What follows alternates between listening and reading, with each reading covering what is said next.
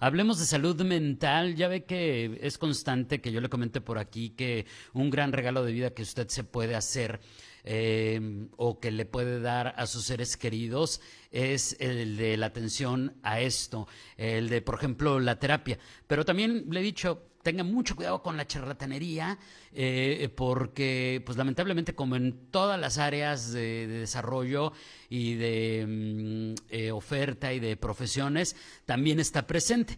Y bueno, en este contexto resulta que hace algunos días nos dijeron, oye, fíjate que hay un libro que se trata de esto, que habla de las emociones y que tiene que ver con un movimiento en redes sociales que se llama Un Minuto de Psicología. La verdad yo no lo conocía, me puse a revisarlo y dije, esto está fenomenal, está increíble, le voy a decir por qué, a reserva de que la experta en esta área y la creadora de este movimiento nos lo va a dar a detalle, porque a veces es un poquito complicado quitarnos estas telarañas de la mente, alejarnos del tabú y entender que es normal, que deberíamos de atender esto todos los días, nuestra familia, que no hay ningún problema, pero por otro lado, a veces es difícil de comprenderlo y esto encontré que da ejemplos muy prácticos de la importancia de entrarle al tema. Usted, sus hijos, su familia, cómo esté conformada, si hay niños, si no hay niños. Y bueno, dejo mi habladuría para hablar con la experta, para hablar con la creadora de este movimiento en redes sociales que se llama Un Minuto de Psicología y escritora del libro Manual de las Emociones, de Un Minuto de Psicología, a Dali López, quien ya nos acompaña a través de la vía telefónica. Dali, muy buenos días, ¿cómo estás? Hola, ¿qué tal? Buenos días, encantada, muchas gracias. Oye, hablamos del libro, pero antes de ello, ¿nos podrías poner en contexto de primera mano de qué viene este movimiento en redes sociales que se llama Un Minuto de Psicología, Dali? Es un espacio en redes sociales donde queremos, ahora sí que quitar el estigma o el tabú que se le tiene al tema del bienestar psicológico y la salud mental y hablarlo desde una perspectiva curiosa, abierta y empática. Oye, y escuché que es algo con lo que tú has crecido de alguna manera, porque en tu familia pues hay expertos en psicología que me imagino que en algún momento también te motivaron y te ayudaron a aprender todo esto. Sí, mi mamá tiene un doctorado en psicología clínica y pues sí, desde pequeña por ahí me ha instruido o me ha compartido libros que han sido de su inspiración y de su aprendizaje. Oye, y respecto a este libro, ¿de qué viene? ¿Qué podemos encontrar? ¿Y por qué dirías que es importante, leer, involucrarnos con esta publicación, El Manual de las Emociones?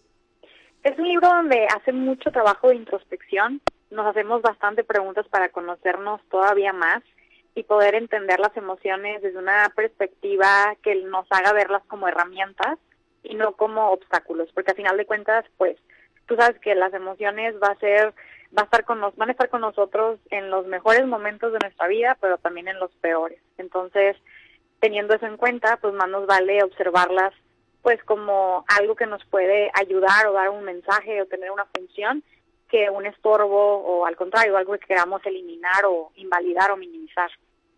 Oye, y esto es bien interesante porque además hay diferencias en función del género, ¿no? Digo, el asunto que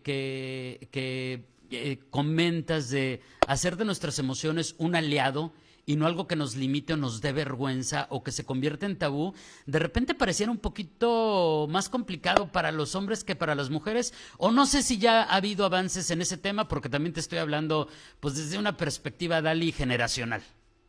Totalmente, claro. Sabemos que vivimos en una sociedad, en un patriarcado, y sabemos que el patriarcado ha hecho mucho daño tanto a las mujeres, pero también a los hombres. En ese aspecto, pues cuántas veces no hemos escuchado hablar de seguro por ahí que los hombres no lloran, que los hombres deben ser fuertes y no sentir miedo, y pues qué difícil, ¿no? Vivir en algo donde nos están limitando, porque pues al final imagínate las emociones como como un kit de herramientas y es como si estuvieras quitándole esas herramientas a las personas, porque no van a dejar de sentir miedo, no van a dejar de sentir tristeza y al contrario, tienen una función y un mensaje importante y lo que están haciendo es como minimízalo, elimínalo, pero al final de cuentas van a salir de una forma u otra y no siempre salen de una mejor manera o de una manera que nos sea mayor adaptativa.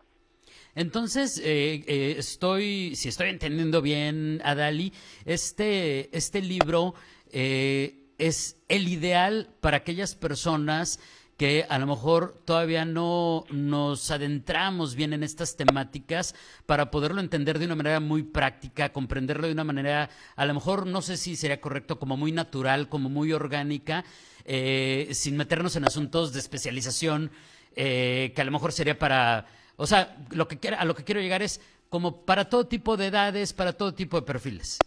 Sí, es un manual que está narrado de una manera muy ligera, muy dinámica. De hecho, vienen ahí como algunos juegos, algunos ejercicios, algunas metáforas. De hecho, el manual está narrado como una metáfora de viaje, donde al inicio preparamos maletas y quitamos lo que nos estorba y lo que nos va a hacer mucho peso para avanzar.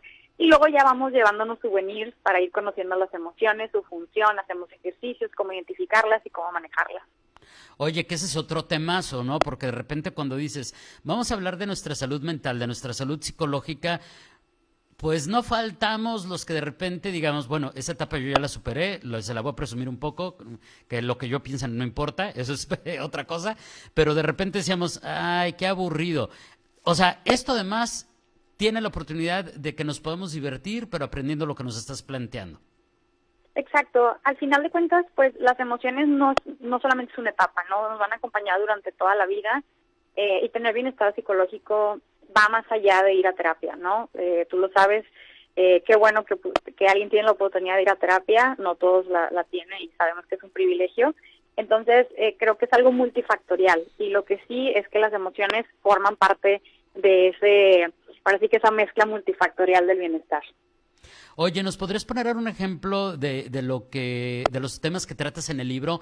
No sé si alguno de estos, un ejemplo de alguno de los ejercicios, digo, sin mucho spoiler, por supuesto, o también estoy viendo que hay muchos mitos que aclaras respecto al tema de las emociones. Algo que nos puedes compartir un poquito más en específico, como te digo, Adali, pero sin spoilers, por supuesto. Sí, pues al inicio, como bien dices, manejo como algunos mitos. Creo que todas las personas ya tenemos algunos mitos o creencias o aprendizajes con respecto a las emociones y muchas veces estos aprendizajes, pues más que sean erróneos o no, pues no nos permiten avanzar de la manera en la que quisiéramos.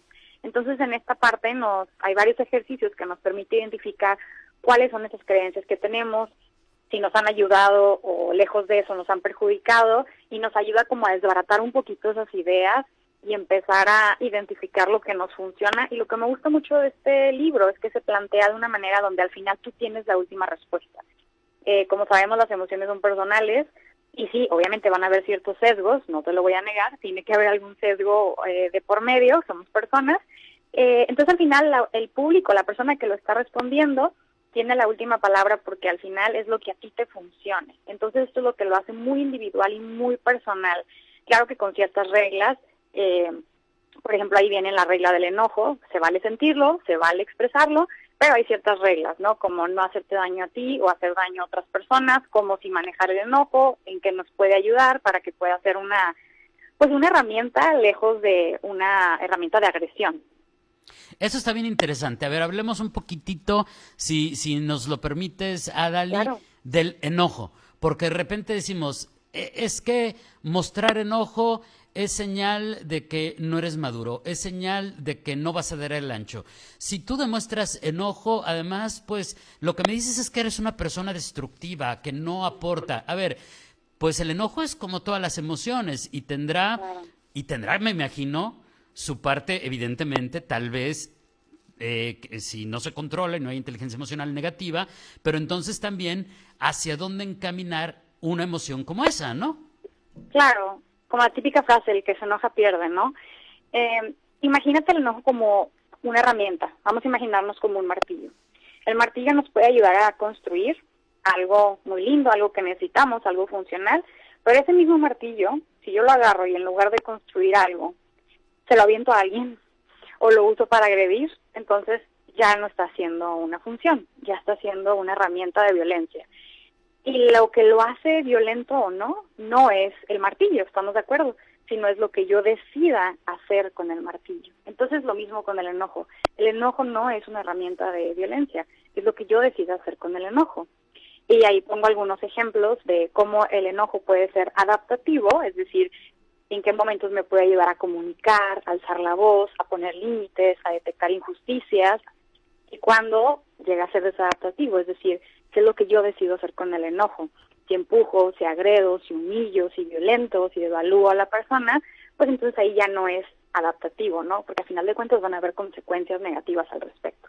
Claro, y esta parte súper interesante, que bueno, a mí me parece súper interesante, Adali, que todas estas emociones que hemos mencionado y otras que a lo mejor no hemos enlistado, porque nos faltarían muchas otras, pues todos los seres humanos las vamos a vivir en algún momento de nuestra existencia sobre este planeta.